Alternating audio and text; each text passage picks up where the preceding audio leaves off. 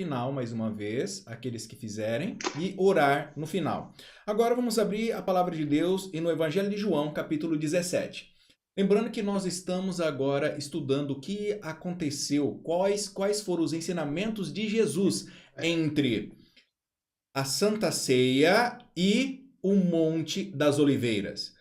Os outros 3 evangelhos, nós estamos fazendo estudo dos evangelhos comparados, Mateus, Marcos, Lucas e João. E agora estamos só no evangelho de João, porque João traz aquilo que os outros 3 evangelhos não traz. Eles mencionam, mas não falam o que foi ensinado. Mas João ensina, ele nos traz aquilo que foi, que é o capítulo 14, 15, 16 e 17 do evangelho de João. É o que Jesus ensinou após a ceia até então o Monte das Oliveiras. Vamos então ler o capítulo 17 todo. Lembrando que há sempre muito a explicar sobre todo o assunto. Nós não temos tempo, não tenho a menor pretensão em achar que eu vou expor todo o assunto. Porém, eu vou trazer aqui para os irmãos uma parte bem interessante. Lembrando, quem deixou o áudio ligado, que tudo que você falar, todos vão ouvir. Evangelho de João, capítulo 17, verso 1. Está escrito: Tendo Jesus falado estas coisas, levantou os olhos e disse: Pai, é chegada a hora. Glorifica teu filho, para que o filho te glorifique a ti. Veja que momento lindo. Este é o último momento de Jesus antes de ser entregue. É o último momento antes de acontecer a traição. Depois vai dizer o texto que eles vão para o Monte das Oliveiras. E ali vai aparecer Judas, depois do momento. E aí aqui no Evangelho de João não vai dizer o que vai acontecer em detalhes, mas Mateus, Marcos, Lucas vai trazer a conversa de Jesus com os discípulos, vai trazer Jesus chorando gotas de sangue, suando gotas de sangue. Então vai trazer essa descrição mais detalhada. O importante é que os evangelhos se complementam e traz uma beleza fantástica sobre Jesus. Olha só, tendo Jesus falado dessas coisas, que é o que nós já estudamos nos capítulos anteriores, levantou os olhos ao céu. Você consegue imaginar Jesus com os discípulos à frente, Jesus levantando os olhos aos céus, e aí então dizendo as palavras que ele vai falar agora. Olha, Pai, é chegada a minha hora. Jesus sabia que agora vinha, ele já sabia que o traidor estava vindo. Os discípulos não estavam entendendo isso. Já é chegada a minha hora, mas que hora? Você imagina os discípulos sem entender nada do que Jesus estava falando? E aí Jesus diz: glorifica teu filho, para que o teu filho te glorifique a ti. E aí os discípulos estavam sem entender. Como que seria glorificado? Do que ele estava falando que a hora dele chegou e ele glorificaria a Deus? Como? O que ia acontecer? Verso 2.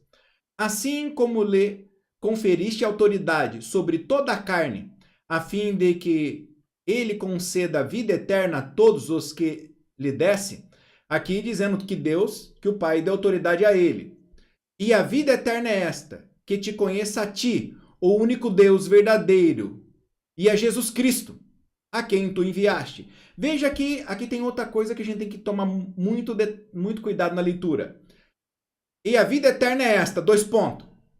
Que te conheçam a ti, vírgula, o único Deus verdadeiro, vírgula, e a Jesus Cristo, vírgula, a quem tu enviastes. Aqui não está dizendo que Jesus não é Deus. Aqui está dizendo que Jesus é Deus junto com o Pai, a quem Deus enviou. E lembra que se trata do Evangelho de João. Evangelho de João, capítulo 1, verso 1 começa. No princípio era o verbo estava com Deus e o verbo era Deus. 1,14. E o verbo se fez carne e habitou entre nós. João 8, 58. Só para entender bem esse texto. João 8, 58. A gente tem que usar os mesmos versos, diz. Respondeu-lhe Jesus: em verdade vos digo, antes que Abraão existisse, eu sou. E ele usou aqui uma formulação correlacional à frase em hebraico, que quando Moisés perguntou: o que eu vou dizer quando me perguntares quem tu és? Deus respondeu: diga que o eu sou te enviou. Jesus se apresenta no Evangelho de João como eu sou. Jesus se apresenta no Evangelho de João como eu sou. Ele é. Veja, então aqui o texto, você não deixa uma pontuação te entender equivocadamente todo o contexto do texto. João deixa claro em todas as outras passagens da divindade de Jesus. E aqui não está dizendo, ó, e a vida eterna é essa, que te conheça a ti como o único verdadeiro Deus, vírgula, e a Jesus. Os dois, e a Jesus, a quem enviastes. Agora, uma outra referência. Aqui é uma referência a muito ensinamento em pouco verso bíblico. No mesmo Evangelho de João, capítulo 3, verso 16, diz: porque Deus amou o mundo de tal maneira que entregou seu Filho unigênito, para que todo aquele que nele crê não pereça, mas tenha vida eterna. Jesus foi enviado para que ninguém pereça, mas para que todos possam ter a chance de ter a vida eterna. Perceba que São João 3,16 diz claramente quem é esse Jesus e diz claramente todo o contexto. Então, quando você estiver diante de um texto mais complicado, lembra-se que o contexto do próprio livro e o contexto do próprio capítulo vai explicar muito bem o que se trata. E aqui se trata de que Jesus está se colocando no mesmo lugar, igual a Deus. Verso 4. E o próprio contexto do texto vai nos dar a entender isto. Eu só estou explicando um contexto um pouco maior, apesar de eu só ter 10 minutos e ter que resumir tudo em 10 minutos. Bom, vamos para frente, senão não dá tempo. Verso 4. Eu te glorifiquei na terra, consumando a obra que me confiastes a fazer. Lembra qual foi a obra que confiastes a fazer? Salvar o mundo, salvar os seres humanos. Veio aqui para nos dar o exemplo. E agora, glorifica-me, ó Pai, contigo mesmo, com a glória que eu tive junto a ti antes que houvesse mundo.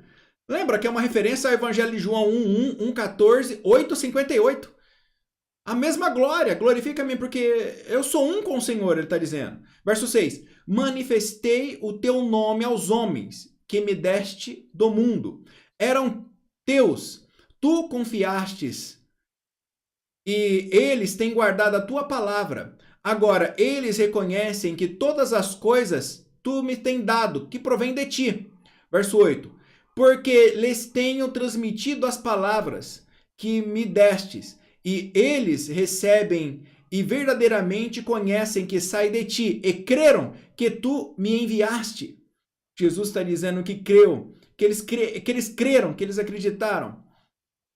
Sabe, Jesus veio aqui no mundo para nos salvar, irmãos. O objetivo de Jesus Cristo é a salvação de cada um dos seres humanos. É uma salvação. João 6,37. Eu vou ler esse texto só para a gente recordar algo importante do contexto do Evangelho de João. Ele diz: todo aquele que o Pai me dá, esse virá a mim. Eu que vim a mim, de modo nenhum lançarei fora. Que vai trazer o contexto mais à frente. Deus deu, e todos que Deus deu a Jesus, ele não lançaria fora, é de Deus. Verso 9. E por eles que eu rogo. É por eles que eu rogo, Jesus está dizendo. Não rogo pelo mundo. Que mundo é esse? Lembra que há 3 mundos na Bíblia. Mundo, criação. Mundo, gênero humano. Mundo, filosofia de Satanás. Jesus não se refere a nenhum desses mundos, nem ao mundo físico. Deus não se refere também aqui ao mundo filosófico. Deus aqui, vamos ver aqui, que não retire do mundo. Então Deus não está falando para tirar desse mundo físico. Deus aqui está tirando, rogo não pelo mundo, não rogo pelo mundo, mas rogo aqueles que me deste, porque são teus. Então, porque Deus amou o mundo de tal maneira que entregou seu Filho unigênito, para que todo aquele que nele crê não pereça, mas tenha vida eterna. Entendeu que mundo é esse? É por eles que eu rogo, e não pelo mundo. Não pela ideologia de Satanás, ou não pela natureza, não por esse planeta. Eu não oro pela essa natureza, e não estou orando pela filosofia desse mundo, pela ideologia desse mundo, mas rogo por aqueles que o Senhor me deste. Lembra? É São João 3,16. É o que nós acabamos de dizer agora. O texto também de João 6,37, verso 10. Ora, todas as minhas coisas são tuas, e as tuas coisas são minhas. Ele reafirmando a divindade dele, reafirmando que ele é filho de Deus. E por essa razão que queriam apedrejar Jesus. Quando Jesus dizia que ele é filho de Deus, ele dizia que ele era igual a Deus, e todo momento ele dizia que ele era igual a Deus, por isso que queriam apedrejar Jesus. E aqui Jesus dizendo, todas as tuas coisas são minhas, e tudo que é meu é teu, e tudo que é teu é meu. Por quê? Porque somos um e nele eu sou glorificado. Verso 11. Já não estou no mundo. Isso ele está dizendo no modo figurativo, porque ele está vendo a morte dele. Jesus sabe que ao amanhecer aquele dia, Jesus, ele sabe que ele vai morrer como sacrifício para nós. Ele vai entregar a sua vida. Então ele sabe que dentro em breve ele não vai estar mais no mundo. Mas eles continuarão. E Jesus sabe que ele vai subir aos céus. Eles continuarão no mundo. Ao passo que eu vou para junto de ti. Jesus, nesse capítulo 17, ele está fazendo uma oração intercessória para os discípulos e para todos que vierem a crer nele. Continuando. Pai Santo, guarda-os em teu nome, que me destes, para que eles sejam um, assim como nós. Veja que Deus, ele ora e ele pede Jesus pela nossa unidade. Olha que interessante. Jesus quer que nós sejamos um com ele, assim como ele é um com o Pai. Perceba que ele é Pai, Filho e Espírito Santo, mas eles são um em propósito, em amor. E Deus quer que a gente aprenda a ser um. Mas sabe o que eu acho lindo? É que Deus nos convida a ser um, ainda sendo pecadores, ainda sendo falhos e ainda sendo imperfeitos. E Jesus ora por discípulos imperfeitos. Vou falar mais isso daqui a pouco. Quando eu estava com eles, guardava-os no teu nome, que me destes, e protegia-os, e nenhum deles se perdeu, exceto o filho da perdição, para que se cumprisse as escrituras. Mas agora vou para junto de ti. Isto falo no mundo, para que eles tenham meu gozo completo em ti, em si mesmos.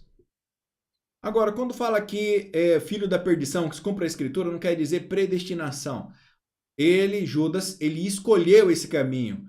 A onisciência de Deus, ao ver, não predestina a pessoa. Ao contrário, dá à pessoa a oportunidade de mudar. Assim como ele fez com Nínive, que a única mensagem era de destruição. Nínive se arrependeu e não aconteceu a destruição.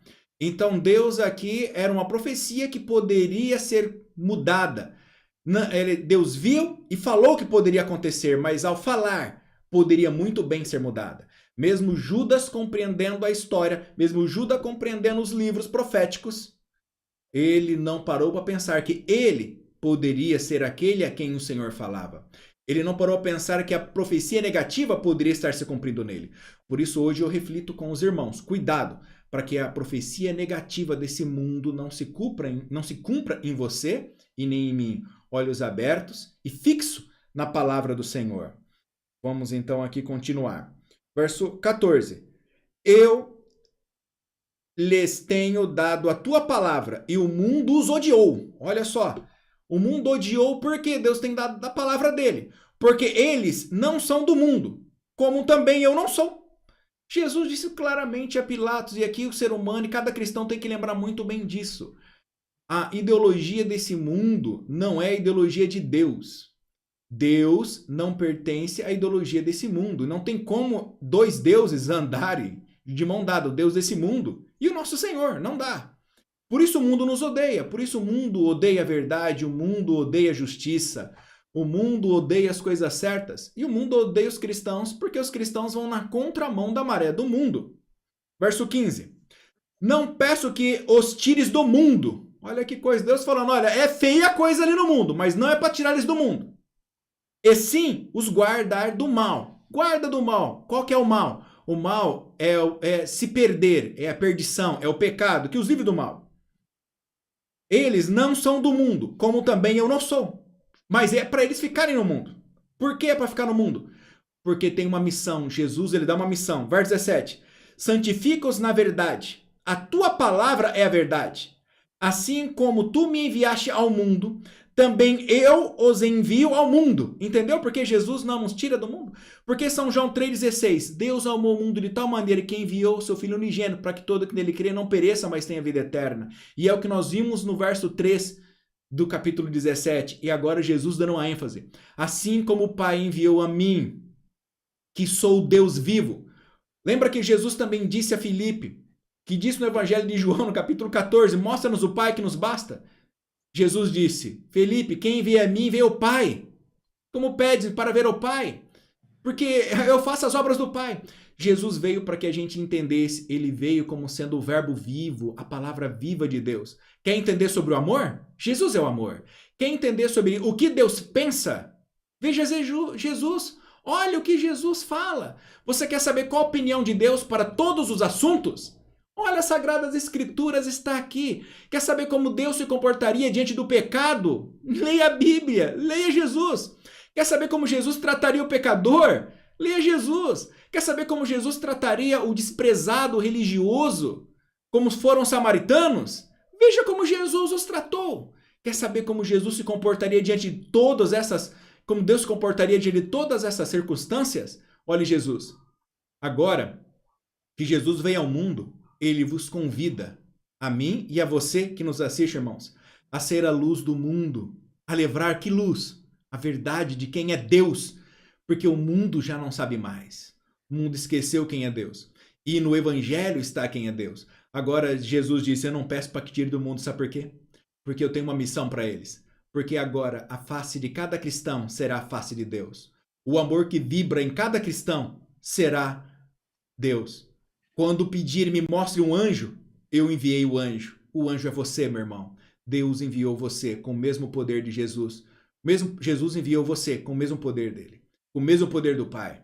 O mesmo poder que esteve sobre Jesus é o poder que está sobre eu e você se crermos e andarmos no caminho. Verso 19. E a favor deles eu me santifico a mim mesmo, para que eles também sejam santificados na verdade. Lembra qual que é a verdade? A minha palavra é a verdade. A palavra nos santifica. Veja que não tem a ver com perfeccionismo. Veja que Jesus santificou e disse que estavam puros. Homens que negariam, dali poucas horas fugiriam. Pedro que negariam. Homens e mulheres que passariam por sofrimento e angústia e dor. Sabe o que é perfeito diante de Deus? É reconhecer que somos pecadores e que só Ele senta no trono e que só Jesus é Deus. Nisso você é santo.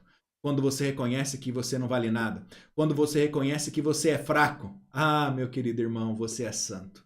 Você é santo sim, quando você reconhece o teu lugar. Você é santo sim, quando você reconhece as suas limitações. Não tem a ver com perfeccionismo, porque todos os homens santos de Deus na Bíblia eram como você e é como eu. Todas as mulheres santas na Bíblia são como eu, como você. Frágeis, débeis, sentem fome, dor, tem medo, angústia, depressão, tristeza e são santos. Porque sabe que a salvação só vem de Deus. Porque faz de Deus a sua rocha. Porque concede Deus o direito de ser seu Deus. E ele busca o Senhor como sua fortaleza. Por isso eles são santos. Não permita que a falsa imagem de Deus tire a tua paz. E é esse evangelho que temos que levar ao mundo. Verso 20. Não rogo somente por estes, que é o que estão vivos agora, mas também por aqueles que vierem a crer em mim, por intermédio da tua palavra. Jesus orou por você, irmãos, que está nos assistindo no YouTube, no Facebook, no Zoom. Jesus orou por cada irmão, ele viu todas as faces. Ele viu a minha face, ele viu a tua face. Jesus viu todos os olhares. Verso 21. A fim de que todos sejam um como és tu, ó Pai, em mim e eu em ti. Também sejam ele em nós, para que o mundo creia que me enviaste. Deus falando da unidade cristã, a importância dos cristãos serem um. Eu lhe tenho transmitido a glória. Eu não vou explicar muito agora porque meu tempo acabou. Vou só ler. Eu lhes tenho transmitido a glória que me tens dado, para que sejam um como nós somos. Eu neles e tu em mim, a fim de que sejam aperfeiçoados na unidade, para que o mundo conheça que tu me enviaste e os amastes, como também amastes a mim. Pai, a minha vontade é que onde eu estou esteja também comigo o que me destes, para que vejam a minha glória que me conferistes, porque me amastes antes da fundação do mundo. Pai justo, o mundo não te conheceu, eu, porém, te conheci, e também estes compreenderão que tu me enviastes. Eu lhe fiz conhecer o teu nome, e ainda farei conhecer, a fim de que o amor com que me amaste esteja neles, e eu neles esteja. Amém. Essas foram a última palavra de Jesus, Amém. antes então de subir, adentrarem ao Monte das Oliveiras. E Jesus então ali no capítulo 18 nós vamos ler, próxima quarta-feira, Mateus, Marcos, Lucas e João, falando desse momento agora do Monte das Oliveiras, falando desse momento singular. Veja que Jesus orou por mim e por você. Orou pela nossa unidade.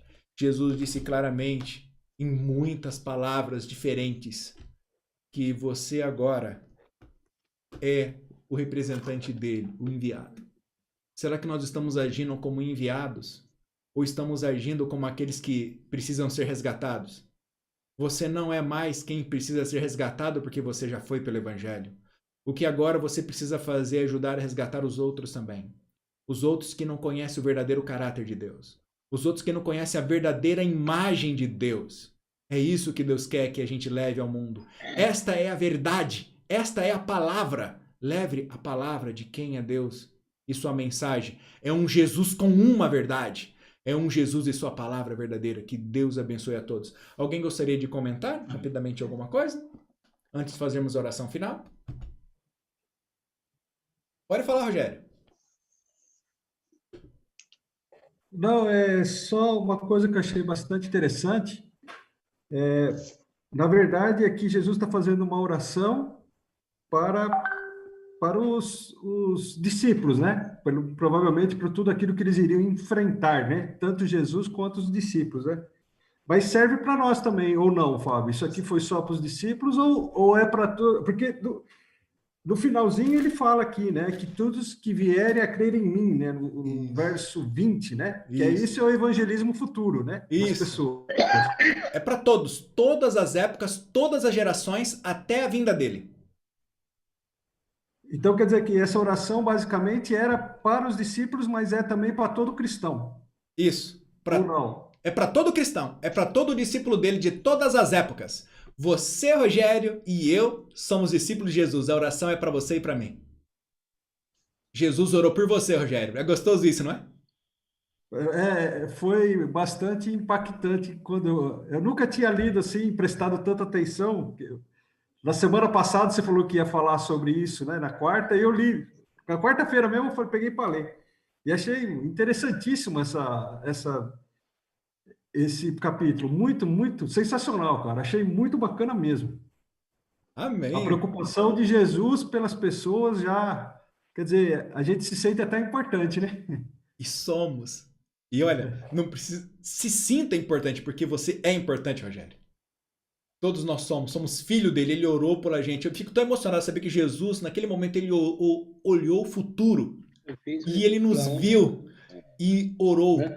Você e eu somos os discípulos de Jesus desse tempo. E ele orou por você e por mim. Quem mais gostaria de fazer um comentário? Algum irmão mais? Não? Pode fazer. Meu pastor, Sim. eu creio que ele orou, naquele momento que ele fala assim, não só por estes, mas por aqueles que irão crer.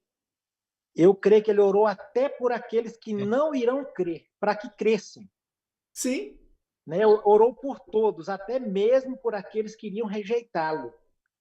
Veja o amor de Deus, a dimensão do amor de Deus é tão grande, é tão vasto, que ele orou até mesmo por aqueles que iriam ouvir a mensagem, mesmo rejeitando. Mas ele orou para que eles também fossem salvos. Porque a Bíblia diz que Deus não tem prazer na morte do ímpio. Não. Então Deus orou por todos, mesmo aqueles que iriam rejeitá-lo. Olha, o amor de Deus é tão grande que ele não deixou de fora ninguém. E até Judas, né, que o traiu, tudo que Deus fez, até no momento em que foi preso, né, chamando de amigo e tudo, não foi simplesmente por chamá-lo de amigo, mas Deus quis também alcançar Judas. Infelizmente, Judas rejeitou. Infelizmente. Uma pena.